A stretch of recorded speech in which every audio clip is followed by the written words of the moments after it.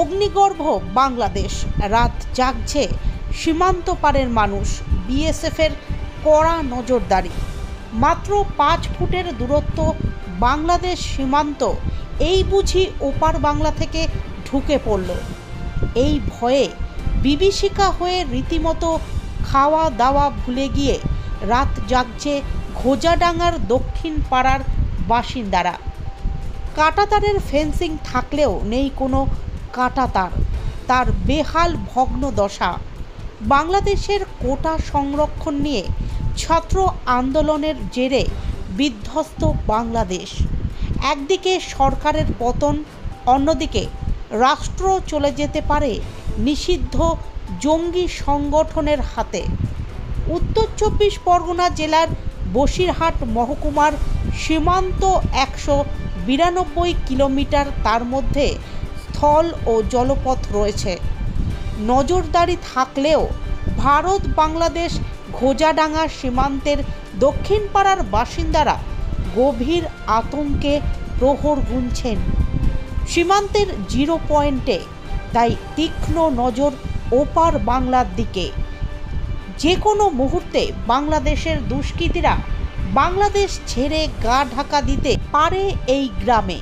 তার কারণ হলো একটাই, ঘোজাডাঙ্গার দক্ষিণ পাড়া থেকে ইটিন্ডা পানিতর গ্রাম পঞ্চায়েত এলাকা পর্যন্ত প্রায় 1 কিলোমিটার তারের কাঁটাবিহীন সীমান্ত সুরক্ষিত করে রেখেছে।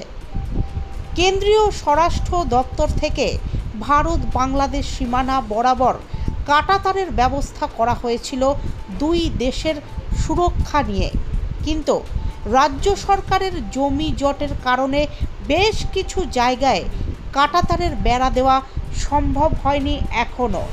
কিন্তু যেসব জায়গায় তারের কাটা বেড়া দেওয়া রয়েছে সেটা অতি জঘন্য। লোহার স্ট্রাকচার থাকলেও নেই তার গায়ে কোনো তারের বিন্দুমাত্র। ভারতের বসিরহাটের ঘোজাডাঙ্গা সীমান্তের দক্ষিণ পাড়ার অপর প্রান্তে বাংলাদেশের সাতক্ষীরা জেলার লক্ষ্মীদারি সীমান্ত। এই প্রান্ত থেকে ওই প্রান্তে পায়ে হেঁটে পৌঁছতে সময় লাগে মাত্র 5 মিনিট। আর সেখানেই দেশবাসীর সুরক্ষা নিয়ে প্রশ্নচিহ্ন দেখা দিল। এলাকাবাসীরা জানাচ্ছেন, কাঁটাতার থাকলে তো আমাদের ভালো হয়।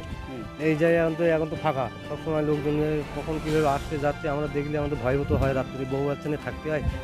এই জন্য আমরা আতঙ্কের ভিতরে আছি। এই তার কাটা দিলে আমাদের একটু ভালো হয়, তাহলে আর কোনো দিকটা আসতে যেতে পারে না, আমরা একটু শান্তিতে ঘুমাতে পারি। হ্যাঁ, বলা যায় না কোন ফাঁকে ঢুকবে, কিছু বলার নেই। আমাদের তো বলি করে ঢোকে না, ওরা যখন সুযোগ পায় তখন এসে ঢোকে। আমরা সেইভাবে চিল্লাচিল্লি হয়, আমরা একটু ভয়ে থাকি, বহু বাচ্চা নিয়ে থাকি, ছোটো ছোটো বাচ্চা কাচ্চা আছে। তাই প্রায় আমি 5-7 বছর মতন দেখছি নেই। আগে ছিল বাগান মতো, সেই বাগানটা ছেড়ে দিয়ে এখন ফাঁকা হয়ে গেছে। আমরা চাই যে তার কাটা হোক, যেন আমরা ভালোভাবে থাকতে পারি, এটা আশেপাশে যেন ঘুরতে পারি। এই আমার নাম সুজিত দাস। তাদের দাবি, বাংলাদেশে যে পরিস্থিতি ইতিমধ্যে হয়ে রয়েছে তাতে যে কোনো সময় দুষ্কৃতীরা এই এলাকায় ঢুকে পড়তে পারে। তাই অবিলম্বে তারের কাটা নতুন করে দেওয়া হোক দেশবাসীর সুরক্ষার জন্য। অতীতে দেখা গিয়েছে বিভিন্ন দেশের জঙ্গিরা বাংলাদেশকে ব্যবহার করে এই সীমান্ত দিয়েই বসিরহাট হয়ে দেশের বিভিন্ন প্রান্তে নাশকতামূলক কাজকর্ম করে আবার করিডোর ব্যবহার করে বাংলাদেশ হয়ে অনায়াসে গা ঢাকা দিয়েছে। এই ঘটনা সবারই জানা আছে। তার উদাহরণস্বরূপ খাগড়াগড় বিস্ফোরণ কাণ্ডের মূল মাথা বসিরহাটের এই সীমান্তে আস্তানা গেড়েছিল। সেখান থেকে তাকে গ্রেফতার করে কেন্দ্রীয় গোয়েন্দা সংস্থা। এই ঘোজাডাঙ্গা সীমান্ত খুবই স্পর্শকাতর, আর এই সীমান্তের সুরক্ষা একেবারেই তলানিতে গিয়ে ঠেকেছে। সেই ছবিটা একেবারেই স্পষ্ট। এটি এশিয়ার দ্বিতীয় বৃহত্তম স্থলবন্দর। এই বন্দরে হাজার হাজার পণ্যবাহী ট্রাক আমদানি রফতানি করে। হাজার হাজার কোটি টাকা সরকার মুনাফা পায় এই সীমান্ত থেকেই। আর সেই সীমান্তের সুরক্ষা খুবই করুণ দশা। অবিলম্বে যত দ্রুত সম্ভব সরকার এর ব্যবস্থা গ্রহণ করুক। তা না হলে আগামী দিনে এই বন্দরের ওপর নাশকতামূলক কাজকর্ম ঘটিয়ে অনায়াসে গা ঢাকা দিতে পারে বাংলাদেশি দুষ্কৃতীরা। গ্রামবাসীরা জানাচ্ছেন, বিএসএফের কড়া নজরদারি থাকলেও রাতের অন্ধকারে মাঝে মধ্যেই দুষ্কৃতীরা সীমান্ত পেরিয়ে এদেশে ঢুকে লুকিয়ে থাকছে, তাই আতঙ্ক কাজ করবেই।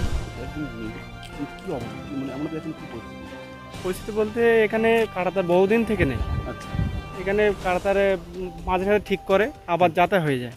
এখানে কাঁটাতার নেই, যখন তখন মাঝে লোক রাত্রি, বেশিরভাগ রাত্রি চলে আসে এখানে। গরু ছাগল অনেকের বাড়িতে চুরি চামারি করে, আর জঙ্গি টঙ্গি জঙ্গি টঙ্গি ঢোকার ওটা চান্স থাকে। এগুলো কাঁটাতার হয়ে গেলে এগুলো খুব ভালো, মানে সুবিধা হয় আমাদের, একটু ভালো, মানে থাকার অবস্থা ভালো হয়। তখন আতঙ্কে আছে। হ্যাঁ, আতঙ্ক তো অবশ্যই আছে। কি চাইছো কি তোমরা? আমরা চাচ্ছি কাঁটাতারটা ভালোভাবে, মানে ফেন্সিংটা ফাইন পাবে, এটাই। প্রদীপ দাস।